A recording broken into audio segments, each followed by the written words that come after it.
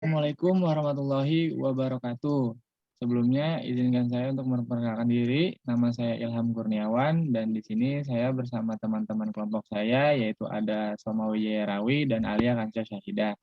Di sini kami akan menjelaskan mengenai pendekatan etnografi pada metodologi penelitian kualitatif.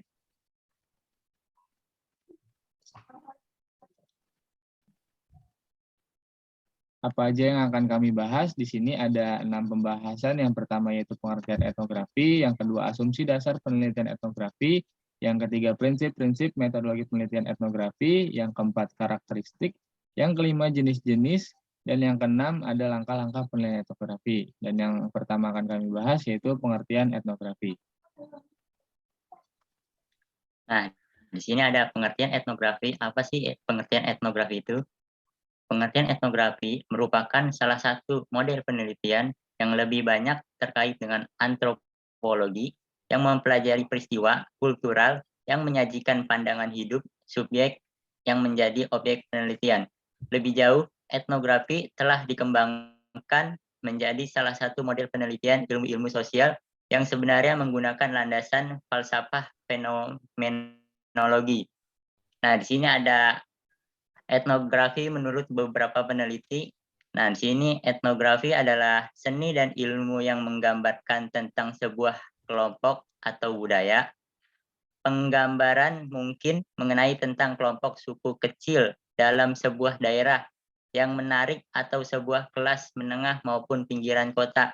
Nah, di sini menurut Peterman tahun 2009 dan Genzuk PH 2009.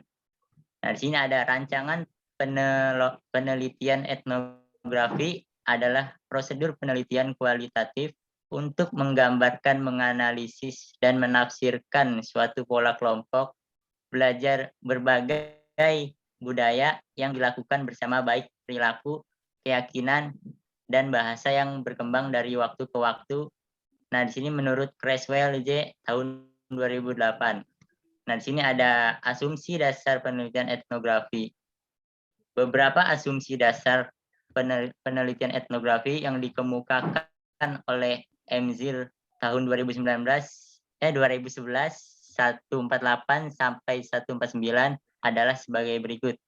Etnografi mengasumsikan kepentingan penelitian yang prinsip utamanya dipengaruhi oleh pemahaman kultural masyarakat. Penelitian etnografi mengasumsikan suatu kemampuan mengidentifikasi masyarakat yang relevan dengan kepentingannya. Dengan penelitian etnografi, peneliti diasumsikan mampu memahami kelebihan kultural dari masyarakat yang diteliti, menguasai bahasa atau jargon teknis dari kebudayaan tersebut, dan memiliki temuan yang didasarkan pada pengetahuan komprehensif dari budaya tersebut. Baik, selanjutnya di sini ada asumsi dasar penelitian etnografi. Boleh sekali.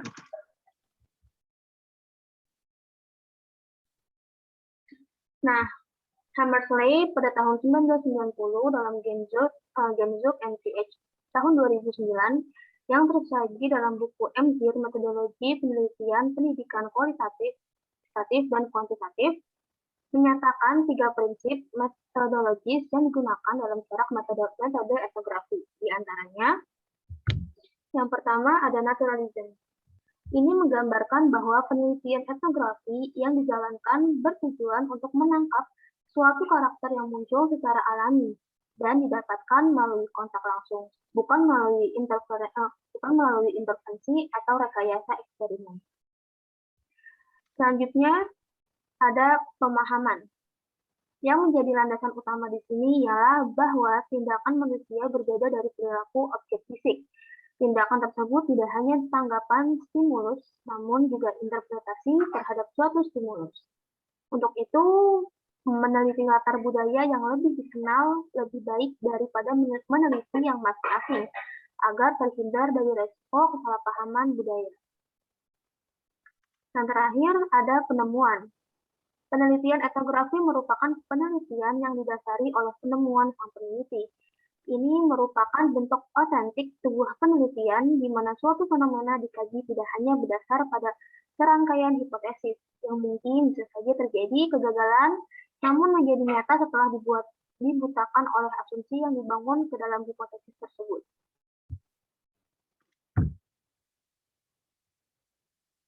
Next, ada karakteristik penelitian etnografi.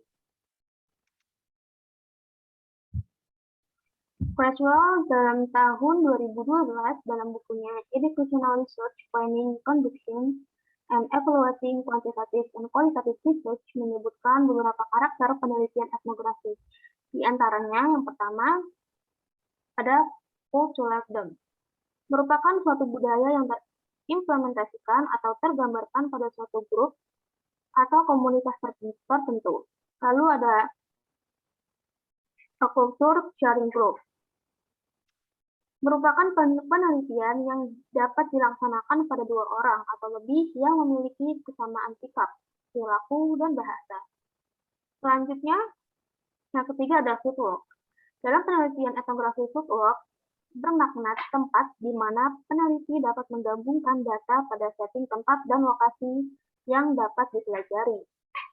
Yang keempat ada description in ethnography, merupakan gambaran terperinci dari objek yang dilakukan penelitian. Yang kelima ada konteks, merupakan setting tempat, situasi, atau lingkungan yang melingkupi kelompok budaya yang dipelajari. Dan yang terakhir, ada research reflexivity, mengacu pada sebuah kondisi di mana seorang peneliti dalam kondisi yang sadar dan terbuka atas perannya sebagai peneliti yang dengannya dapat timbul rasa saling mempercayai, antara lain peneliti dan objek yang ditelitinya. Lanjut, nah di sini yang kelima ada jenis-jenis penelitian etnografi.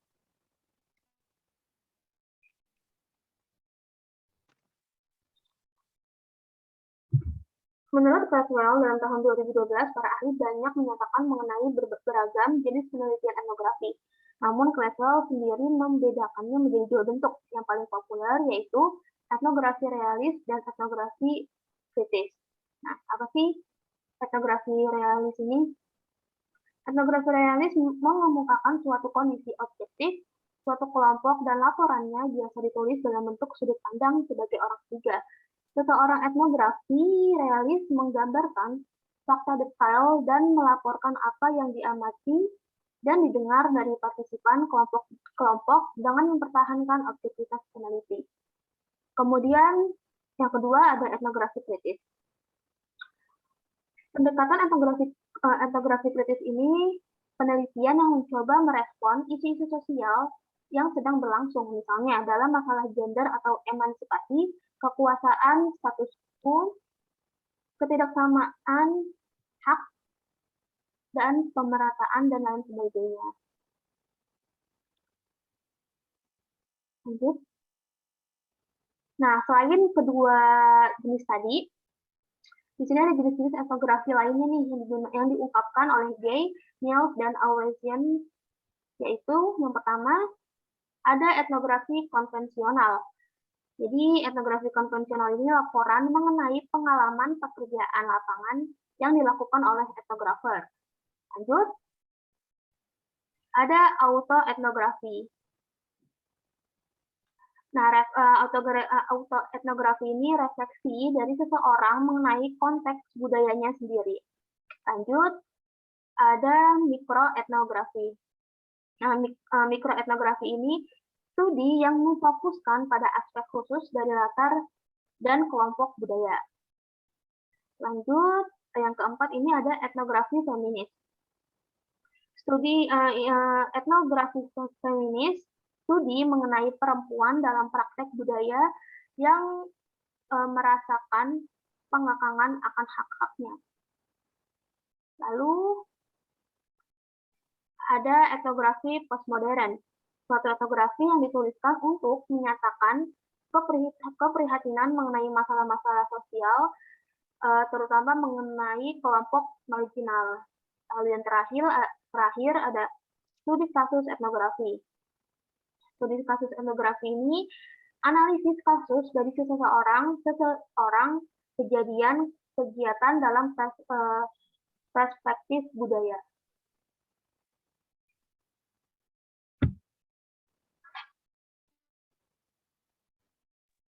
Nah, yang selanjutnya ada langkah-langkah penelitian etnografi.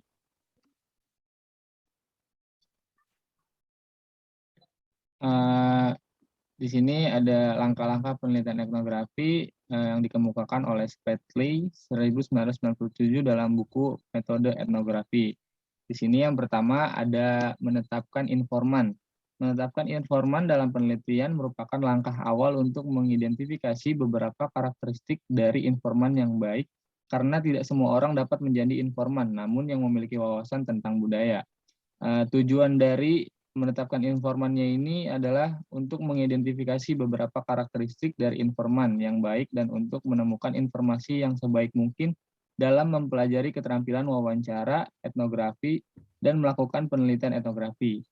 Yang kedua ada mewawancarai informan. Mewawancarai informan yaitu sebagai serangkaian percakapan persahabatan yang di dalamnya peneliti secara perlahan memasukkan beberapa unsur baru guna membantu informan memberikan jawaban sebagai seorang informan. Selanjutnya, yang ketiga di sini ada membuat catatan etnografis. Catatan etnografis meliputi catatan lapangan, alat perekam, gambar, artefak, dan benda-benda lain yang mendokumentasikan suasana budaya yang dipelajari. Tujuannya yaitu untuk memahami sifat dasar catatan etnografis, untuk menyusun buku catatan penelitian lapangan, dan untuk melakukan kontak dengan informan dan melakukan wawancara pertama. Selanjutnya yaitu ada mengajukan pertanyaan deskriptif. Mengajukan pertanyaan sebagai upaya memahami proses perkembangan hubungan dengan informan. Wawancara etnografis meliputi dua proses yang berbeda namun saling melengkapi, yaitu mengembangkan hubungan dan memperoleh informasi. Yang selanjutnya yaitu ada melakukan analisis wawancara.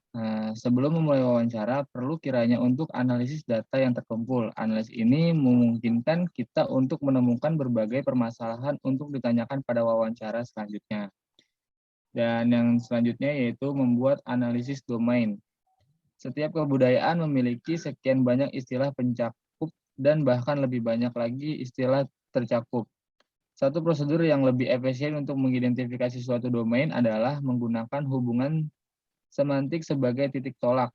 Tujuan analisis domain untuk memahami sifat dasar hubungan semantik serta peran hubungan itu dalam pembuatan suatu analisis domain. Untuk mengidentifikasi langkah-langkah dan dalam menjalankan analisis domain, untuk melakukan analisis domain sistematis terhadap semua data yang terkumpul, dan untuk memasukkan satu atau dua pertanyaan struktural ke dalam wawancara etnografis.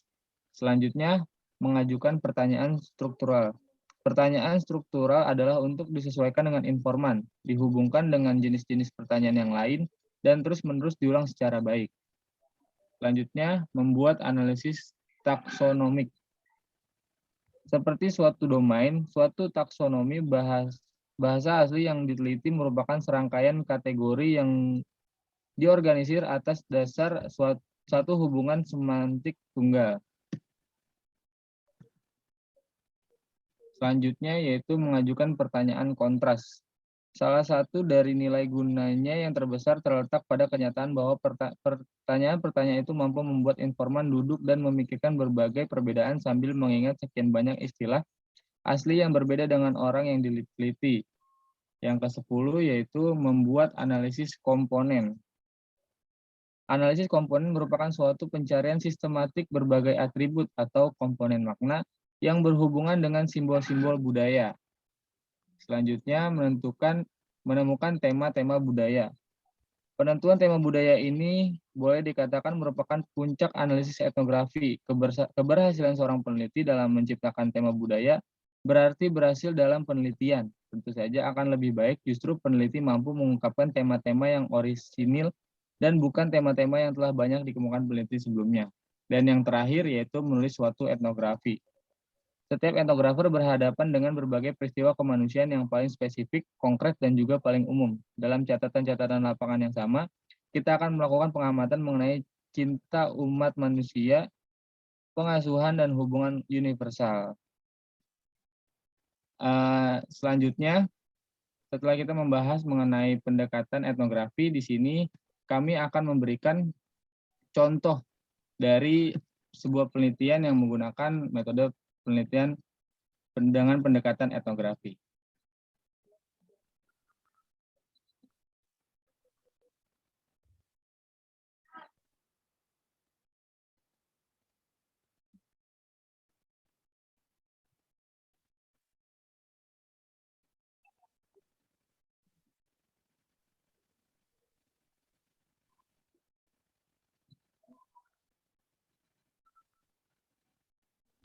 Nah, di sini ada contoh makalah etnografi atau artikel etnografi dengan judul Etnomatematika, Aplikasi Bangun Datar Segi 4 pada Candi Muaro Jambi. Dengan autornya yaitu Silviani Hardianti yang diterbitkan pada tahun 2017 di jurnal Axioma. Penelitian ini adalah penelitian dari Hardiarti pada tahun 2017. Pada penelitian ini, jenis penelitian yang digunakan adalah penelitian eksploratif dengan pendekatan etnografi. Metode yang digunakan dalam penelitian ini yaitu dengan cara eksplorasi, observasi, dokumentasi, dan studi literatur. Eksplorasi, observasi, dan dokumentasi dilakukan untuk menemukan bentuk bangun datar segi empat pada Candi Muaro Jambi. Selanjutnya, studi literatur dilakukan untuk menganalisis konsep bangun datar segi empat pada Candi Muaro Jambi.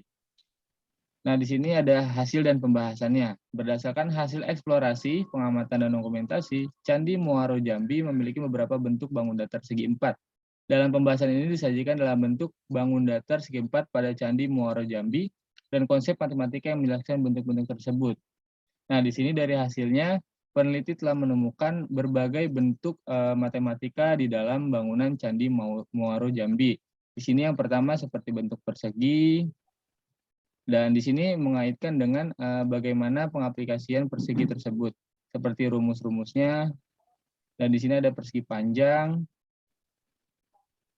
Di sini persegi panjang. Setelah itu melakukan penelitian dan menarik sebuah kesimpulan. Nah, kesimpulannya yaitu matematika dan budaya adalah dua hal yang saling berkaitan. Matematika dalam budaya dikenal dengan istilah etnomatematika. Kita dapat menemukan konsep matematika pada suatu budaya tertentu, salah satunya Candi Muaro Jambi. Pada kawasan percandian ini dapat ditemukan konsep bangun datar segi empat pada beberapa bagian candi yang diantaranya adalah persegi, persegi panjang, jajar genjang, trapesium, dan segi empat tak beraturan.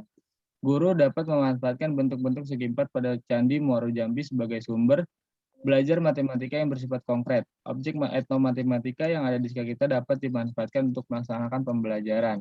Nah, dari penelitian ini, peneliti mengobservasi bagaimana bentuk Candi Muaro Jambi lalu dikaitkan dengan matematika yang disebut dengan ilmu etnomatematika. Ya, jadi seperti itu contoh dari sebuah artikel penelitian yang menggunakan pendekatan etnografi. Dan sekian pembahasan dari kelompok kami. Kurang lebihnya mohon maaf. Wassalamualaikum warahmatullahi wabarakatuh. Waalaikumsalam warahmatullahi wabarakatuh.